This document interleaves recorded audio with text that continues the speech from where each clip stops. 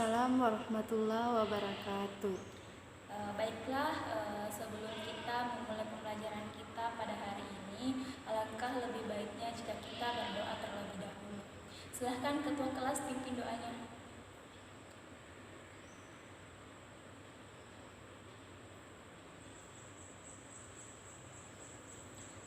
Oke, bagaimana kabarnya semua, sehat?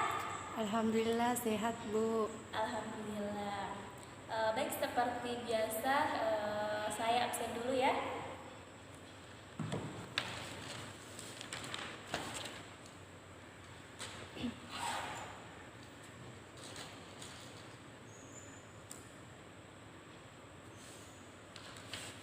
Mirna, Hadir, Bu. Nurul Mutmainnah, Hadir, Bu. Sutraningsih, Hadir, Bu. Era Basira, Hadir, Bu. Sunarti. Hadir, Bu. Baiklah, hadir semua ya. Ya, Bu.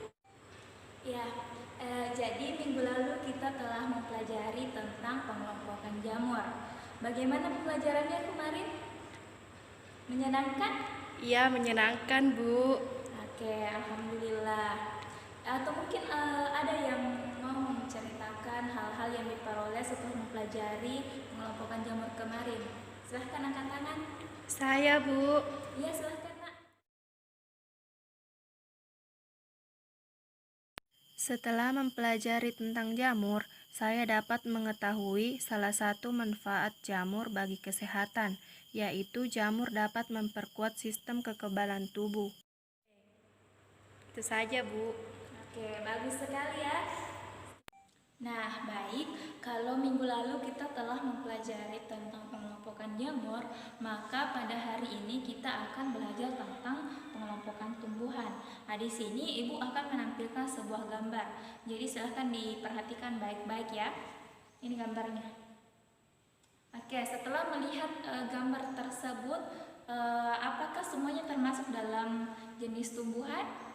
Ya, jadi betul sekali ya. Semua gambar yang berada di di sini semuanya termasuk jenis tumbuhan.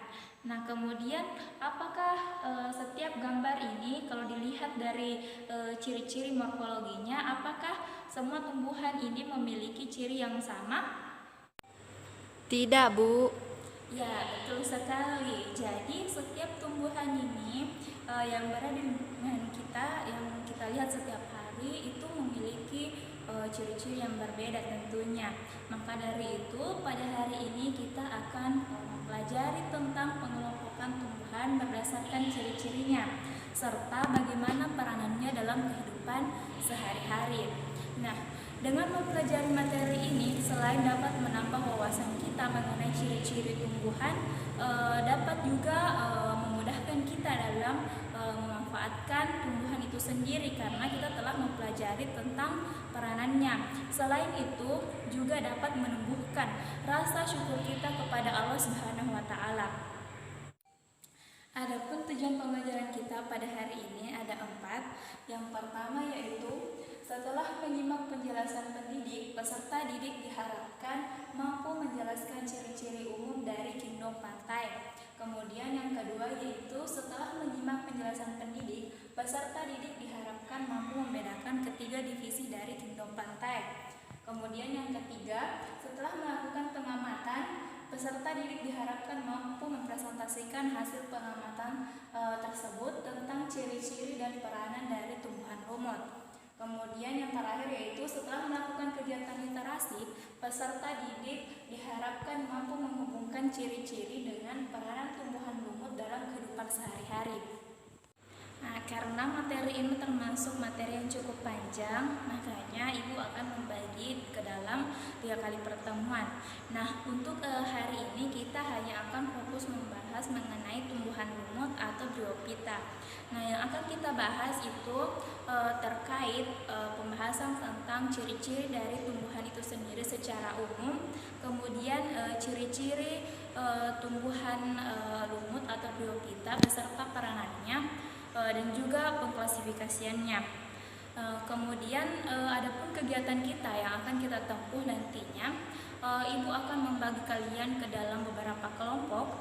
Kemudian kalian akan melakukan pengamatan di lingkungan sekolah. Kemudian setelah itu akan dilanjutkan dengan mempresentasikan hasil dari pengamatan tersebut.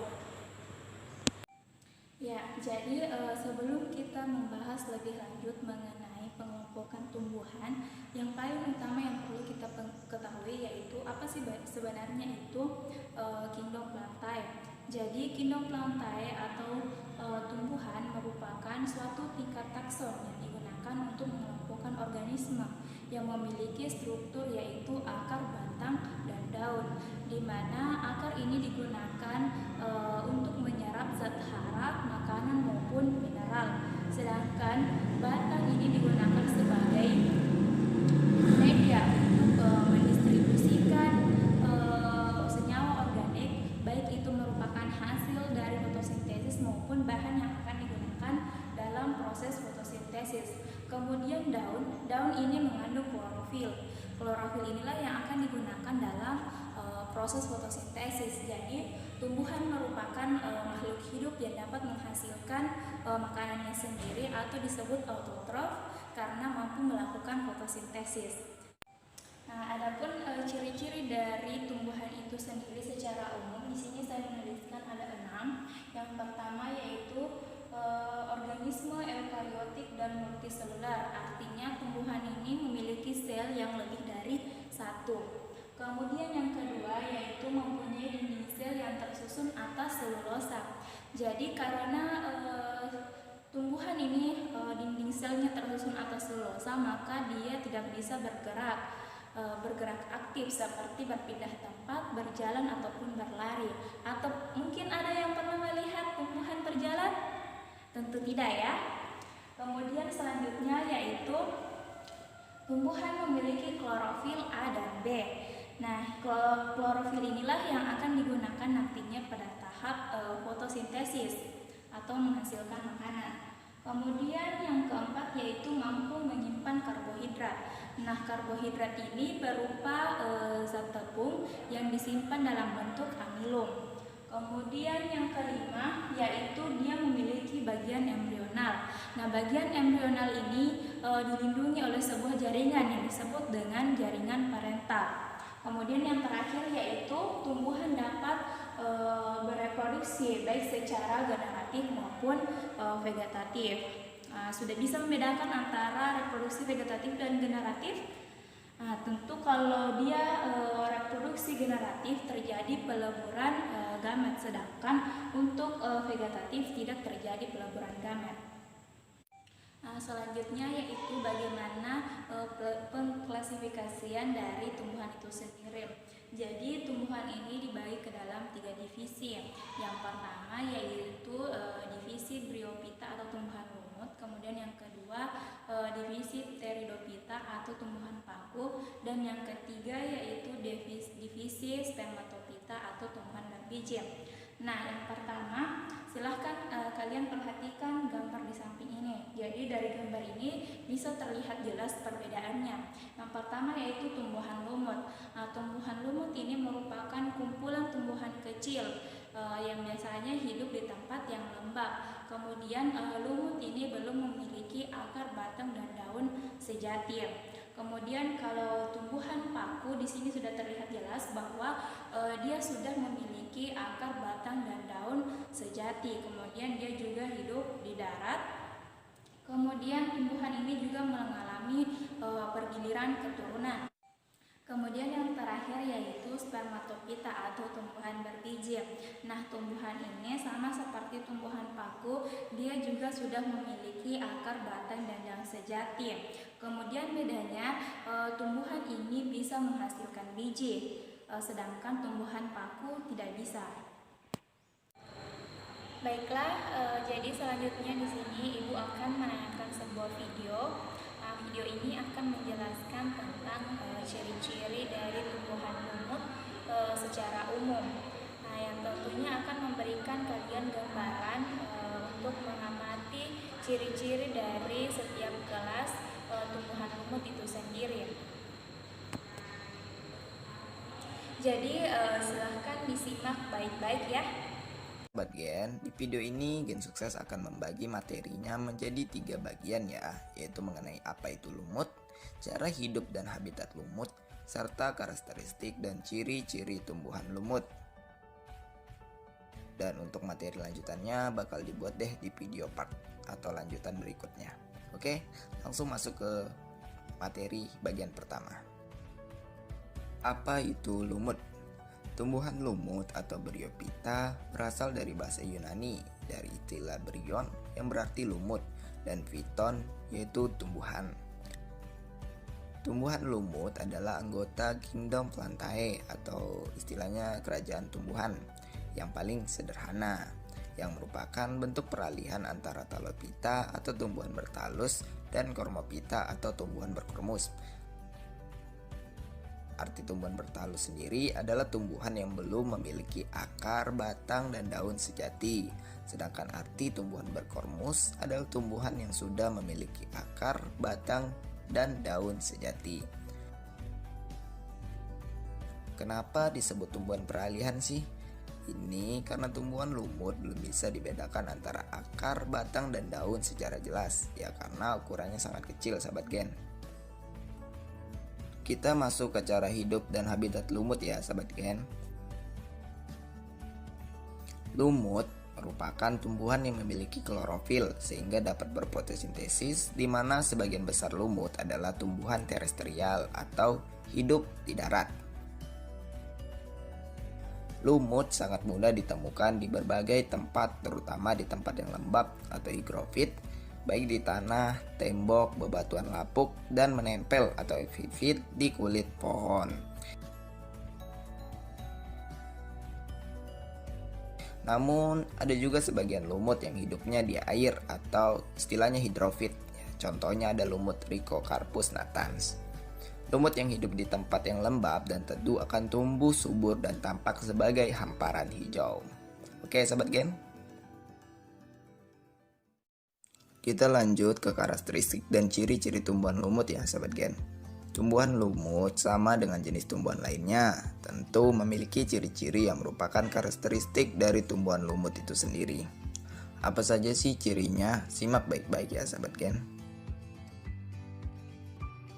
Pertama, tubuh lumut ada yang berbentuk lembaran, contohnya lumut hati, dan berbentuk kecil dan tegak, itu contohnya adalah lumut daun. Kedua, lumut memiliki perbedaan ukuran, ada yang berukuran kecil yang umumnya memiliki tinggi sekitar 1-2 cm, sedangkan ada pula lumut yang berukuran besar memiliki tinggi sekitar 20 cm. Ketiga, lumut yang berukuran kecil dan berdiri tegak mempunyai bagian-bagian tubuh yang mirip akar, batang, dan daun. Keempat, bagian tubuh mirip akar pada lumut disebut dengan rhizoid atau istilah bahasa Indonesianya adalah akar semu. Fungsi rhizoid ini adalah untuk menyerap air dan garam mineral serta melekat pada habitatnya. Kelima, tumbuhan lumut hanya mengalami pertumbuhan yang memanjang tapi tidak mengalami pertumbuhan yang membesar. Itulah mengapa terkadang lumut itu dilihat seperti hamparan yang kecil. Keenam, tumbuhan lumut tidak memiliki pembuluh angkut, phloem, dan xilem. Jaringan pengangkut hanya berupa jaringan empelur di mana air diserap oleh rhizoid dengan cara imbibisi, kemudian diedarkan melalui proses yang namanya difusi. Ketujuh, tumbuhan lumut memiliki pergiliran keturunan atau metagenesis yang mengalami dua fase seperti gametofit dan fase sporofit. Dan kedelapan, organ kelamin lumut disebut antheridium yang menghasilkan spermatozoid serta archegonium yang menghasilkan ovum. Oke sahabat Gen, semoga bisa memahami ya materi yang Gen Sukses berikan. Baiklah, jadi setelah menonton tayangan tersebut, kalian akan melakukan pengamatan secara berkelompok. Jadi saya bagi dulu kelompoknya ya.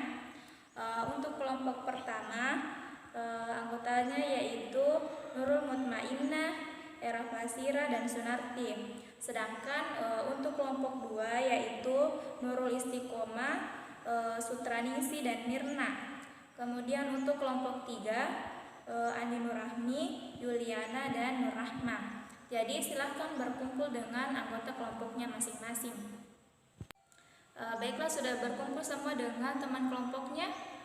Oke, baik, kalau sudah, jadi di sini saya akan membagikan materinya ya. Untuk kelompok 1, silahkan membahas mengenai ciri-ciri tumbuhan lumut daun beserta dengan peranannya. Untuk kelompok 2, silahkan membahas tentang ciri-ciri lumut hati dan peranannya. Kemudian untuk kelompok 3, silahkan bahas tentang ciri-ciri lumut tanduk beserta dengan peranannya. Kemudian kalian bisa mengamati secara langsung di lingkungan sekolah tumbuhan lumut tersebut.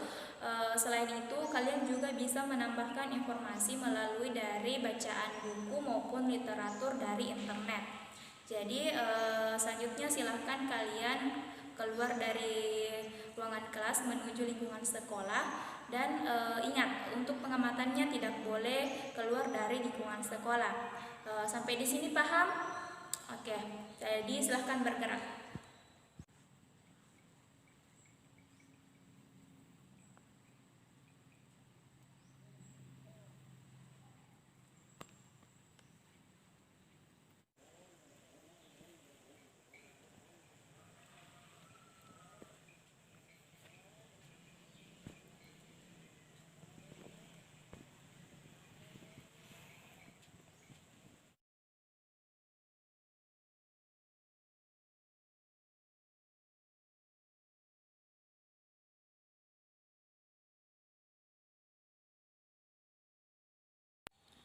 Apakah semua kelompok sudah melakukan pengamatan? Baiklah, kalau sudah, jadi kita lanjutkan ke sesi presentasi. Jadi setiap kelompok masing-masing harus mempresentasikan hasil dari pengamatannya. Kemudian setiap orang harus memperhatikan dengan baik, karena setelah semua kelompok mempresentasikan hasil pengamatannya, kalian harus mengumpulkan sebuah resume atau rangkuman dari setiap presentasi dari teman kalian. Sampai di sini bisa dipahami? Baik, kalau begitu langsung saja kita persilahkan kepada kelompok 1 untuk mempresentasikan hasil pengamatannya. Di sini saya akan mempresentasikan hasil pengamatan dari kelompok 1, yaitu lumut daun atau disebut juga lumut sejati merupakan anggota tumbuhan tidak berpembulu. Dikatakan lumut sejati karena bentuk tubuhnya seperti tumbuhan kecil yang memiliki akar atau rizoid, batang, dan daun. Kemudian ciri-ciri lumut daun. Yang pertama, hidup di tempat yang basah atau lembab dan terlindung dari cahaya matahari. Habitat tumbuhan lumut yaitu di darat, teduh, dan tempat lembab. Yang kedua, mempunyai akar rizoid yang berarti akar semu. Yang ketiga, tumbuhan lumut berwarna hijau karena memiliki klorofil A dan B sehingga bersifat autotrof. Yang keempat, pertumbuhan batangnya bersifat primer, artinya tidak bertambah panjang tetapi bertambah lebar. Yang kelima, hidup secara berkelompok. Peranannya yang pertama, bisa meningkatkan kelembapan tanah sehingga cocok untuk pertanian. Yang kedua, melindungi tumbuhan vegetasi perintis. Yang ketiga, menjadi obat hepatitis. Baiklah, itulah tadi presentasi dari kelompok 1. Sangat bagus ya. Baiklah, apakah di antara anak-anakku sekalian ada yang ingin bertanya? Saya, Bu. Ya, silahkan, Nak.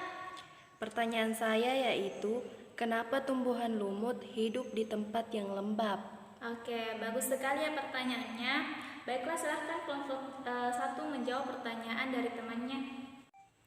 Baiklah, saya akan menjawab pertanyaan dari kelompok 2 yang soalnya, kenapa tumbuhan lumut hidup di tempat yang lembab?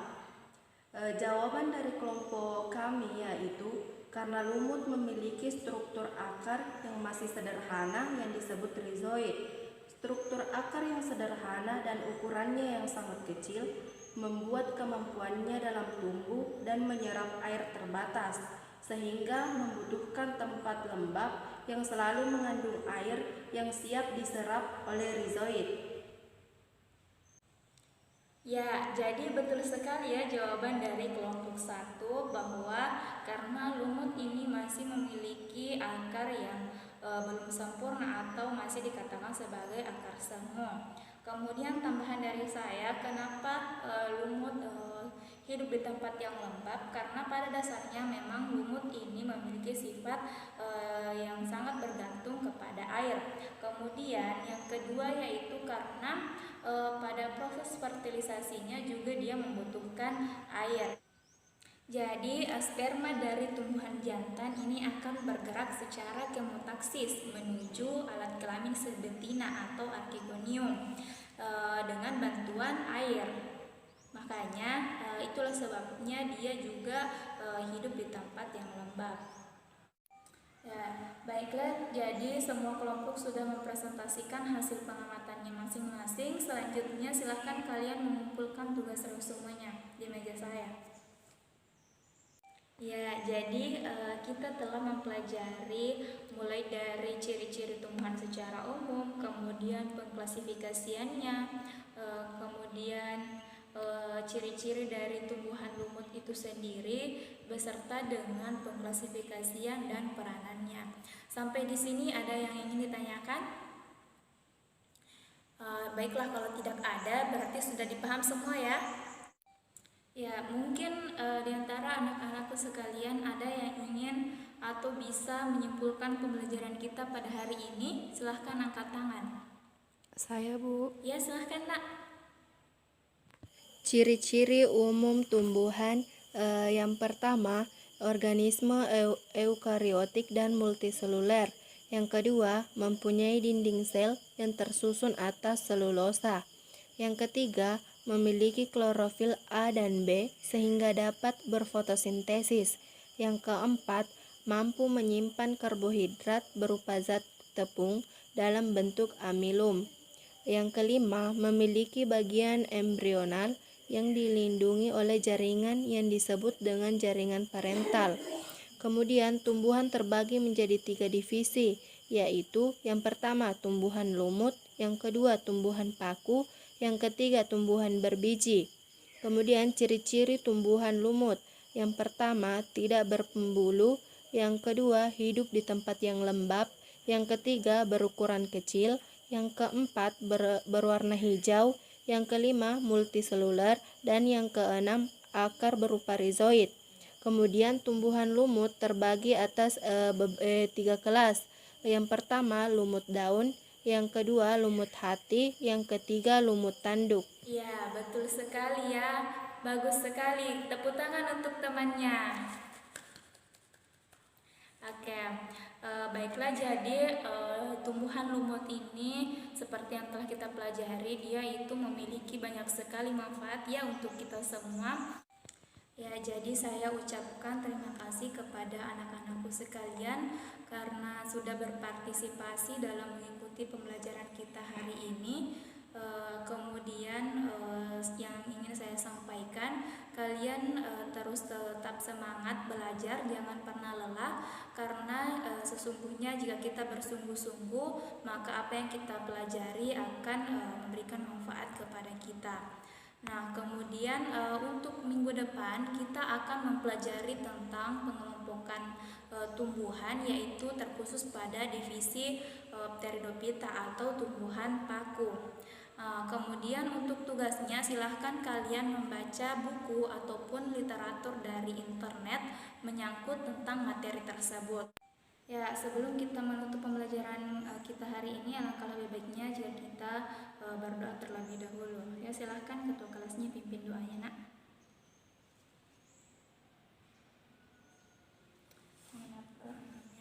Baiklah, cukup sekian saya ucapkan. Wabillahi taufiq wal hidayah. Wassalamualaikum warahmatullahi wabarakatuh.